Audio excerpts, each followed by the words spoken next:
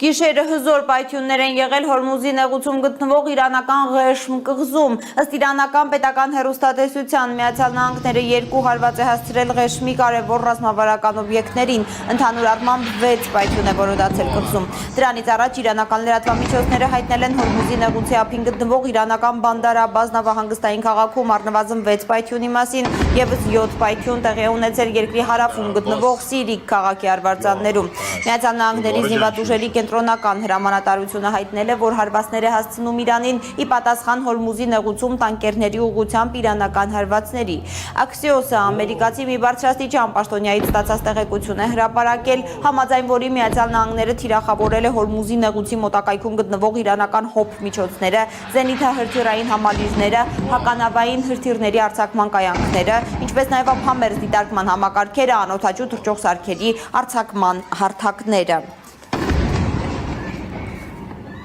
Վայրկյաններ առաջ Դոնալդ Թրամփը հայտարարել է, որ Միացյալ Նահանգների եւ Իրանի միջև կնքված հրադադարը այլևս ուժի մեջ չէ։ Միացյալ Նահանգների առաջնորդը նաև ասել է, որ Թեհրանի հետ բանակցությունները իմաստ չունեն։ Իմ գործընկեր Զովինար Բարխուդարյանը Իրանում է, Թեհրանում իհարկե պայթյուններ չեն եղել, բայց նա հիմա կպատմի այն ամենը, ինչ հայտնի է հարվածների մասին։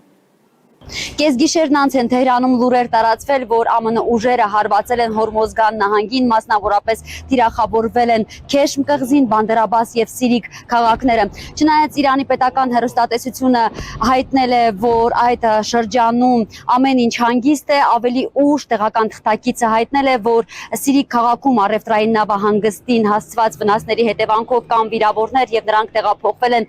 Մինաբ քաղաք։ Ավելի ուշ հայտնի է դարձել, որ Իրանի նախագահ Մասուդ Փեզեշքյանը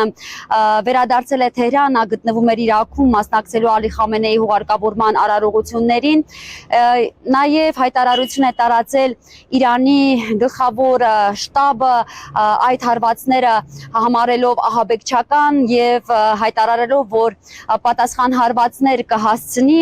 ու նաև ընդգծելով, որ Հորմուզի գործերին ոչ մեկը չպիտի խառնվի։ Արդեն հայտնի է, որ Իրանը հարվածել է ԱՄՆ ռազմածովային ուժերի բազաներին Բահրեյնում եւ Քուվեյթում ավելի քան 80 թիրախների։